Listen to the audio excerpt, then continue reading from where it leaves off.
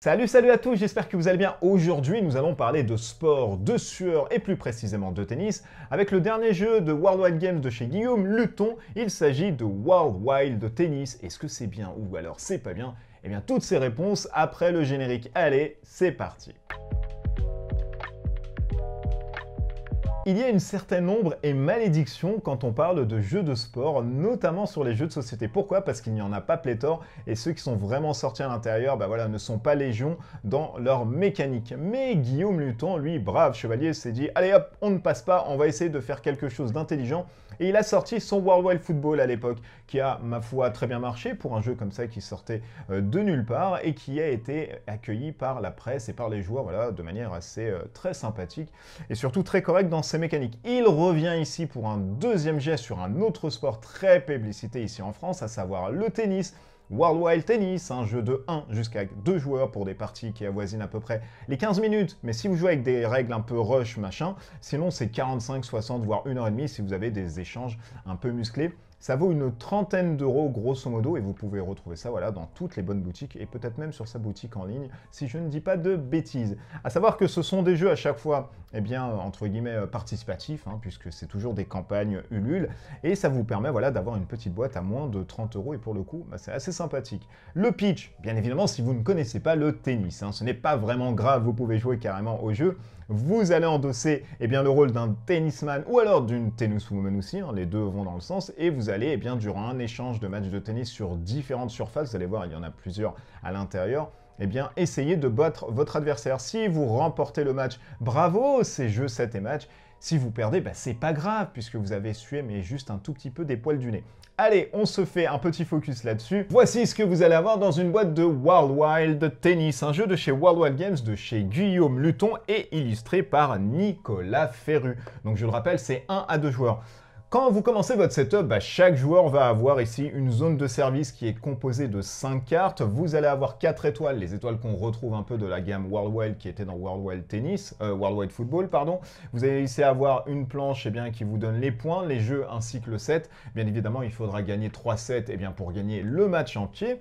Vous allez avoir la possibilité de jouer avec directement des joueurs professionnels, à savoir Roger Federer, Rafael Nadal, Novak Djokovic et 2 autres bien évidemment où j'ai oublié la chose. Et vous allez commencer avec une main de départ. C'est un jeu qui se veut un mix entre le hasard du dé que vous allez avoir et vous allez avoir surtout ce système de gestion de main, ce qu'on appelle le hand management, qui va vous permettre de faire des coups droits, des revers, des amortis, des smashs, etc. Donc à vous vraiment de jouer vos cartes par rapport à votre schéma tactique que vous avez à l'esprit. Vous commencez avec 6 cartes de départ qui se trouvent ici, 5 cartes bien évidemment de service, et vous allez tirer 6 cartes supplémentaires qui vont constituer votre main de départ de 12 cartes, à savoir qu'on ne peut pas aller au-delà de 12 cartes dans sa main. Quand on joue une carte, vous allez voir, c'est super simple.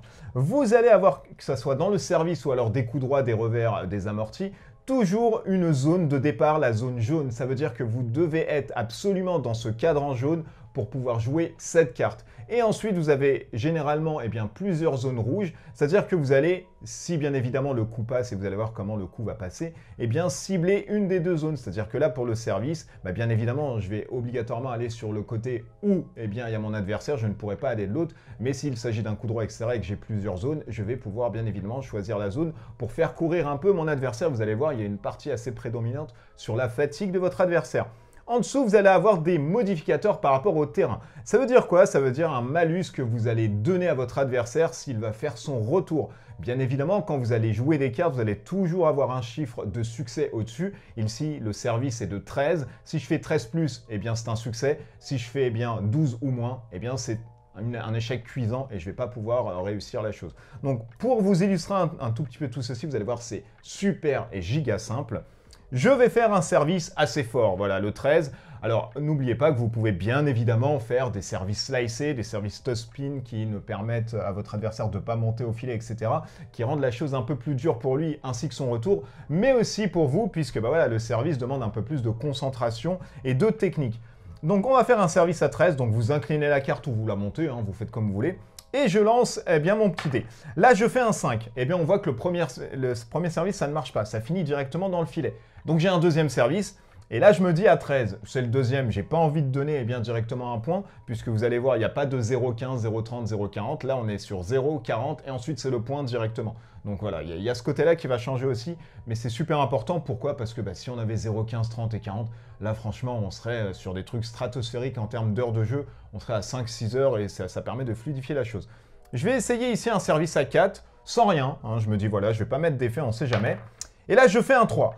Eh bien, le 3, ça ne marche pas. Du coup, je donne tout de suite 40. Et oui, vous allez voir, c'est un peu compliqué. Tiens, moi, je suis le joueur bleu, hop, et le joueur rouge. On va changer de côté. Donc là, c'est vrai que pour l'exemple, ça va être un peu compliqué. Et je me dis, allez, c'est pas grave, je vais resservir à 13, j'ai la motivation. Je resserre, je fais 9, ça ne marche pas. Et là, je me dis, mon Dieu, je vais faire un service à 2, puisque là, grosso modo, ça va peut-être être le plus simple. Et là, je fais 18, voilà. Donc, je mets la petite baballe ici. Et ensuite, mon adversaire peut répondre. Donc, il va se mettre directement ici. Alors, attention, quand il se met de manière adjacente sur l'une des 3 zones, donc là, là et là, il n'y a pas de problème. Par contre, s'il est à 2 zones, hein, si la balle se met ici, il est obligé de courir. Vous êtes dans l'obligation, pour répondre à cette attaque, de défausser une carte et ensuite de jouer votre carte. Hein. Ça représente un peu le sentiment de course et de fatigue, si bien même que quand vous venez au filet, c'est à peu près la même chose pour récupérer une balle. Donc, je suis là, pas de problème ici. Et ensuite, je suis sur un service bleu. Pourquoi je vous dis ça? Pour la simple et bonne raison que si vous jouez en retour une carte de bleu ou alors une carte orange qui se retrouve ici, le retour se fait automatique, c'est-à-dire que vous n'avez pas besoin de lancer le dé. Et ça, c'est super important.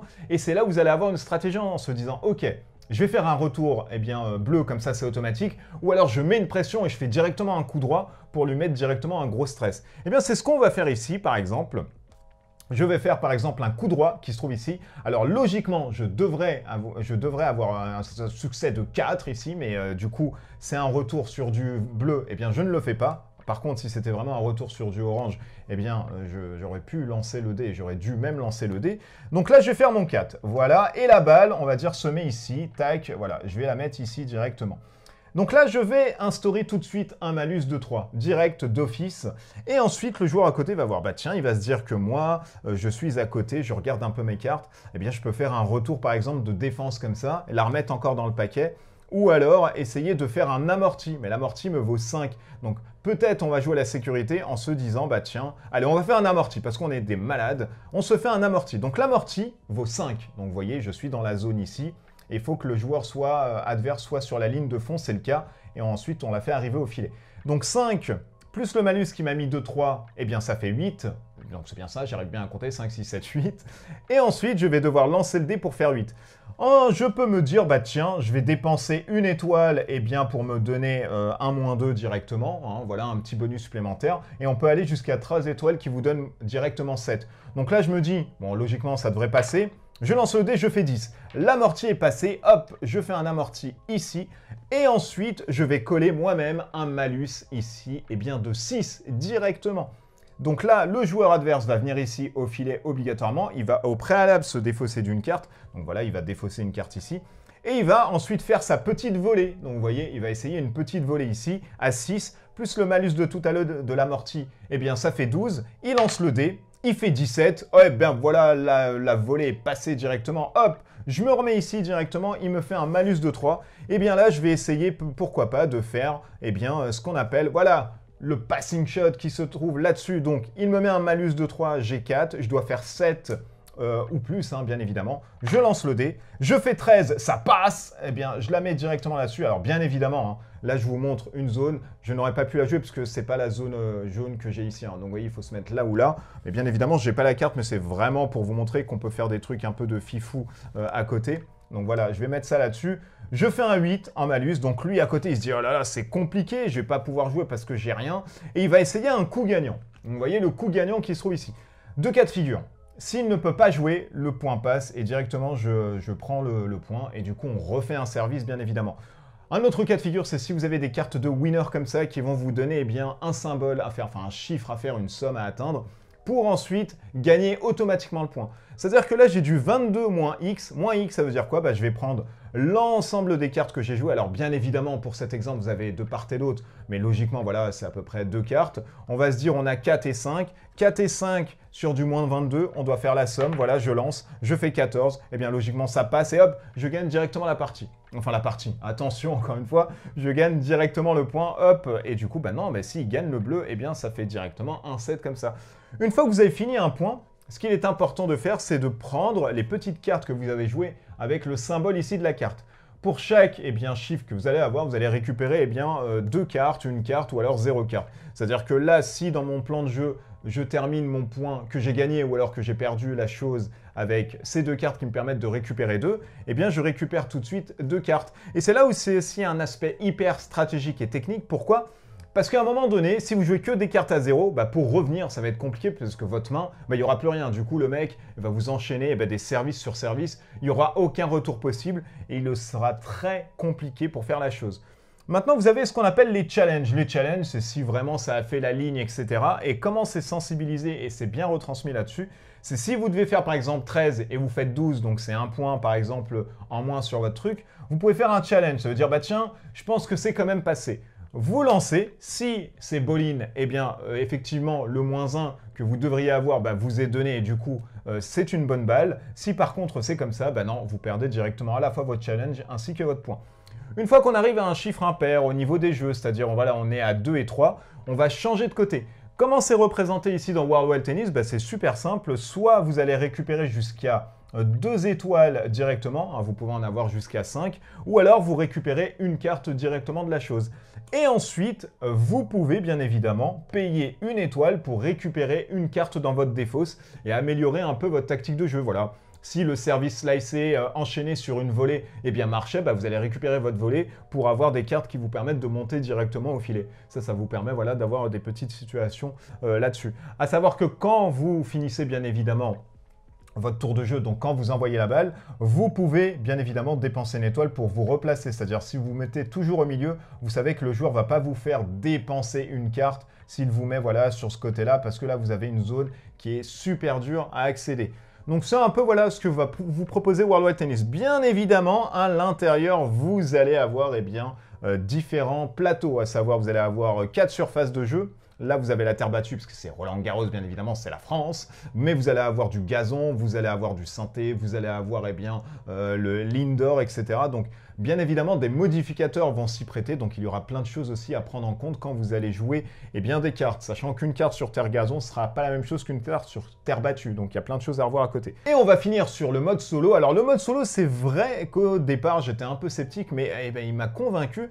Vous allez avoir 5 paquets de cartes qui vont correspondre à différentes zones. Ça veut dire quoi? Ça veut dire que vous allez avoir une sorte de paquet automat qui va vous dire si le joueur ici, que vous lancez la balle ici, il va tirer une carte de ce côté-là. S'il est au milieu et que votre zone est au milieu, il va tirer ici. Par contre, s'il est ici et que la zone de cible est ici, vous allez tirer une carte là-dessus et lui, il va falloir qu'il repart directement sur la balle. Alors, il n'y a pas malheureusement la défausse comme un joueur lambda quand vous allez aller sur une surface qui est assez lointaine ou monter au filet. Par contre, dans ce jeu, c'est représenté avec un malus de +1 durant tout l'échange. C'est-à-dire que là, si vous le faites virevolter, il a +1.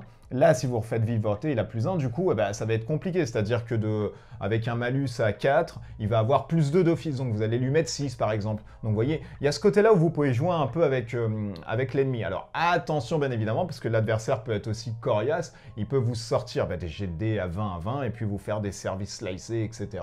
Et puis, du coup, vous mettre dans la panarde. Et on finit sur les petits joueurs que vous allez avoir ici. Donc, Juan Martín, Andy, et vous allez avoir Novak, ainsi que Roger, Stan, ainsi que Raphaël.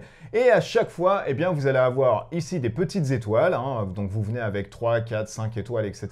Mais vous allez surtout avoir des compétences supplémentaires qui vont changer les effets de jeu. C'est-à-dire que si je prends par exemple Raphaël Nadal qui se trouve ici, sur sa défense, il va avoir -1 sur la difficulté. Pour tout coup qui va faire des coups droits sur 18 et 20, au dé, vous allez directement marquer le point. Donc c'est un coup super rapide parce qu'il est connu pour ses coups droits, donc c'est assez bien théâtralisé. Et l'endurance, au changement par exemple de côté, Si vous faites le choix de récupérer une carte, vous allez piocher 2 cartes au lieu d'une. Donc voilà, il y a plein de petites compétences comme ça. Novak, par exemple, lui, il est immunité contre les slices. Vous pouvez payer 1 étoile pour ignorer le slice de votre adversaire. Voilà, donc il y a plein de trucs sympas. Franchement, c'est bien thématique, c'est bien renforcé par rapport au tennis et aux joueurs. Et ça correspond un tout petit peu à ce qu'on trouve dans le sport. Allez hop, on dézoome et je vais vous donner mon avis sur ce World Wild Tennis. On commence bien évidemment par les choses que j'ai vraiment adoré et apprécié dans ce jeu, à savoir les vraies sensations de tennis. Je l'ai eu avec Set and Match, le jeu de Pitchnet, et je l'ai d'autant plus ici avec ce côté de gestion de main, de hand management que vous allez avoir. Pourquoi? Parce que là, vous vous mettez vraiment dans la place d'un joueur de tennis en se disant, bah tiens, ok, si je veux faire un coup droit, là c'est un peu compliqué parce que j'ai qu'une carte dans la main. Peut-être essayer de le fatiguer, de lui faire des va-et-vient à droite à gauche, de le faire courir sur le court, et à un moment donné, hop, lui faire un coup droit, et bam, là il aura plus tellement de cartes à défausser, et du coup, bah, je vais lui remettre une grosse tatane à côté. Vous pouvez faire un service slicé et monter directement au filet, pour ensuite enchaîner avec une volée, etc. Vous pouvez vous faire lober, donc du coup, bah, attention aussi si vous n'avez pas de carte smash et si vous vous faites lober, bah, il faudra revenir sur le fond de court, il faudra redépenser une carte pour la remettre dans le paquet. Donc vous voyez, il y a plein de techniques. Donc c'est un jeu qui offre beaucoup de stratégies, beaucoup de techniques et surtout un plan de jeu qui est proche vraiment du tennis. On sent que voilà, Guillaume Louton aussi est une personne qui a beaucoup pratiqué le tennis. Pourquoi? Parce que bah, on retrouve vraiment l'essence même du sport du tennis, les coups droits, les revers, les lobes, les amortis qui vont rendre la situation un peu plus désastreuse pour votre adversaire. L'autre point positif qu'on va avoir ici, c'est le fait d'avoir ce côté tennis avec ces échanges, et puis en se disant, bah voilà, on peut avoir des rallyes aussi, en se disant, bah tiens, allez, je remets là-bas, tiens, je repars sur le fond de court, attends, bah tiens, moi je la remets, oh mon Dieu, c'est terrible, je me fais lober, je cours, et hop, je la remets dans le paquet. Donc on a les vraies, encore une fois, ça renforce un peu ce côté sensation, mais on a les vraies sensations d'un match de tennis à la télé, où vous savez, le mec court, et la remet, on se dit, mais c'est pas possible, il peut pas la remettre ici, mais en fait, t'as fait 20 à ton jet de dés, du coup, tu la remets forcément, et t'as des waouh autour de la table, et là en plus ça se casse la gueule, donc tu as des waouh autour de la table, t'as ouais mais c'est pas possible comment t'as fait ce retour, du coup vous êtes en train de faire votre volley, normalement ça passe, vous dépensez les étoiles pour que ça passe, vous faites 1, il fallait faire 2 ou 3 minimum, la volée reste dans le filet, donc voilà, ça représente un peu ce côté-là où vous allez avoir ce sentiment punchy en se disant, bah tiens, je vais avoir ce côté, héroïque un peu du sport, en se disant, ah, je m'en fous, je renvoie tout, et à un moment donné, il suffit juste d'un mauvais G2, vous dites, ah bah tiens, voilà, c'est parti, c'est fini dans le filet, je suis dégoûté,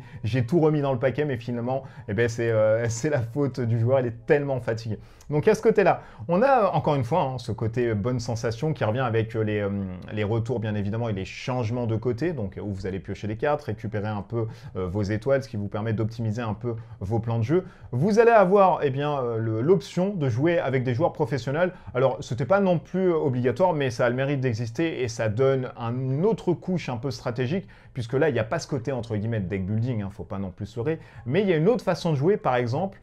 Si vous prenez Novak, vous n'allez pas jouer la même chose comme étant avoir le joueur Nadal à côté. Pourquoi? Parce que Nadal, lui, il va gagner sur les coups droits. Et du coup, vous allez optimiser votre schéma de jeu pour taper sur des coups droits de malade, pour faire de 18 et des 20, pour gagner et ne pas avoir un retour gagnant sur les autres. Donc voilà, il y a plein de schémas de jeu, c'est très sympa, c'est hyper stratégique, d'énormes schémas de jeu à faire à l'intérieur, et bien sûr la gestion de main, qui est une partie vraiment prédominante à l'intérieur de ce World Wide Tennis, qui est accessible à la fois pour des personnes qui n'aiment pas trop le tennis, etc., et des personnes qui aiment beaucoup le tennis et qui sont absolument fans de ce sport. Allez, on passe maintenant au point négatif du titre, les choses que j'ai vraiment moins aimées dans ce World Wide Tennis. On commence avec ce côté aléatoire des coups que vous allez faire, bien évidemment, que ce soit sur le service, sur les coups droits, les revers, les amortis, tout se joue, bien évidemment, comme vous avez vu dans l'exemple de présentation, avec un des 20, et du coup, si vous avez de la malchance au dé, votre volley va toujours trouver le filet, votre service peut faire double faute à chaque fois, et vous faites un jeu blanc directement, et ça, malheureusement, vous ne pouvez pas le contrôler. Vous pouvez le contrôler avec les étoiles, bien évidemment. Alors, les étoiles, vous n'allez pas en avoir 100 milliards aussi, donc au fur et à mesure, ça va être aussi compliqué, mais à un moment donné, si vous faites que des 1 à votre dé, forcément, vous faites que des 1 au dé et du coup, il faut prier un peu le seigneur de dé. Donc voilà, ce côté aléatoire peut vraiment rendre des parties assez frustrantes en se disant, là, j'avais le truc qui allait parfaitement, je fais 1, c'est pas possible, tout se fait sur un lancer de dé. Alors il existe, il est réel et il fait aussi partie prédominante dans ce jeu. Un autre point négatif que j'ai pu trouver à l'intérieur, et c'est vrai que c'est une petite envie un peu, une réticence que j'ai trouvée dedans.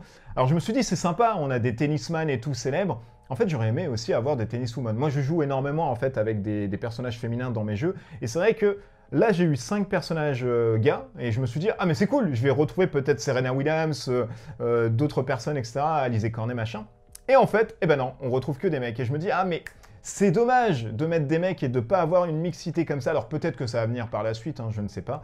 Mais voilà, c'est dommage. Moi je sais pas, je suis resté un peu sur ma faim en me disant, mais si on veut jouer avec des femmes et finalement se mettre 2-7 au lieu de 3 comme dans un vrai match de tennis, ben là malheureusement on peut pas le faire avec des vraies joueuses encore une fois. Hein. Vous pouvez jouer 2-7, il n'y a aucun problème, même 1-7 si vous le souhaitez, aucun problème.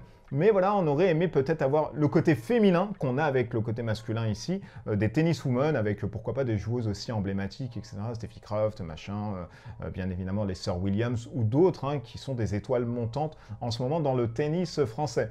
Dernier point négatif ici que l'on va avoir, alors bien évidemment en passant sur l'aléatoire des trucs, en passant bien évidemment sur le côté tirage que vous allez avoir des cartes, puisque si vous voulez faire des plans de jeu sur des volets et que vous n'avez aucune carte de volet, bah, ce côté aussi aléatoire de tirage peut vous mettre aussi dedans, donc ça va vous limiter un peu dans vos schémas tactiques. Et donc à vous d'essayer au maximum voilà, de faire des choses pour récupérer vite votre volet, mais si c'est en fond de deck, ah, malheureusement vous allez être un peu peiné. Et le dernier point, donc je reviens là, c'était une petite parenthèse, et le dernier point vraiment qui m'a un peu, on va dire, c'est pas tellement un point, c'est une attente que j'avais et que je retrouve pas dedans. J'aurais aimé avoir en fait ce côté un peu environnement. Pourquoi pas voilà, des balles un peu gorgées d'eau quand il pleut à tout petit peu. Alors je sais pas comment ça peut se modérer peut-être avec un petit deck d'événements en se disant bah là il y a du vent, vous avez +1 directement à vos lancers de dés parce que bah, voilà, ça va plus vite. Ou alors indirectement, voilà, il y a je sais pas, des grosses poussières machin sur la terre battue et du coup vous avez -1 dans votre jet de dés. Des petits côtés voilà, qui pourraient un peu théâtraliser les différents cours. Ou pourquoi pas voilà, des fines pluies qui vont vous rendre vos balles lourdes, du coup avoir une difficulté de -1 sur vos lancers de dés à chaque fois.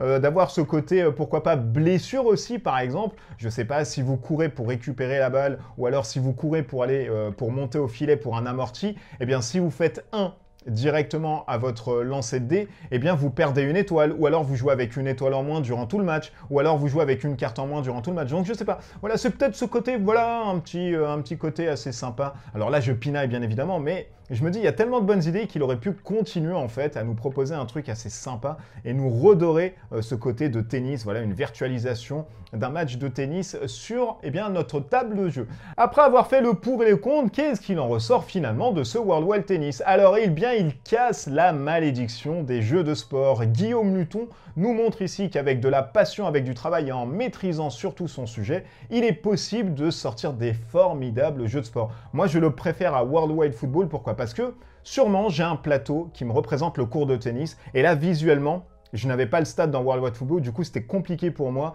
eh bien, de me représenter les joueurs voilà, qui couraient et qui allaient au but. Là, on a vraiment ce sentiment, on court sur le court du coup, on se déplace sur le court, on a voilà, les petits spectateurs à côté. Alors franchement, ce n'est rien du tout, mais c'est ce côté spectateur que vous allez avoir de dessiner à côté qui vous renforce encore l'immersion en vous disant voilà, t'es vraiment sur un court et t'essayes de faire des trucs à côté. Il y a de la stratégie, il y a de la gestion de main qui est super importante. Bien évidemment, il y a de l'aléatoire et si vous êtes réfractaire au dé, force est de constater que celui-ci peut vous déranger parce que vous avez l'aléatoire des cartes. Pour vous faire votre schéma de jeu, c'est un peu compliqué. Bah voilà, il faudra vraiment gérer sa main. Vous allez avoir l'aléatoire eh bien, des lancers de dés. Donc à un moment donné, vous pouvez dépenser bien évidemment pour pallier à ce côté hasardeux avec des étoiles. Force est de constater que si vous faites 1, bah, c'est un échec cuisant et vous faites 1 à chaque fois. Donc bah, là, malheureusement, le service va tomber à côté.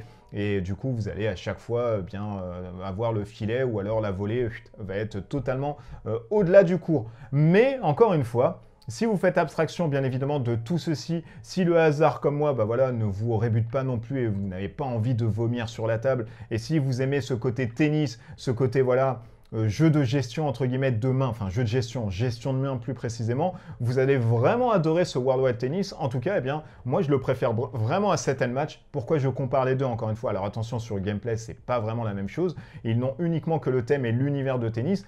Mais sur Set and Match, bien qu'il soit vraiment agréable, il va vous demander du temps d'adaptation, notamment sur la pichenette, parce que là, ça demande de la dextérité. Ici, on va vous demander une certaine logique et un plan de jeu à avoir en amont. Bien évidemment, ce plan de jeu peut être détérioré avec l'aléatoire des dés, qui peut être pallié, encore une fois, avec les étoiles. Donc, très sincèrement, voilà, j'ai pas non plus loupé 20 milliards de coups durant toutes mes parties, j'en ai fait quand même 30, hein, à peu près 15-16 en solo.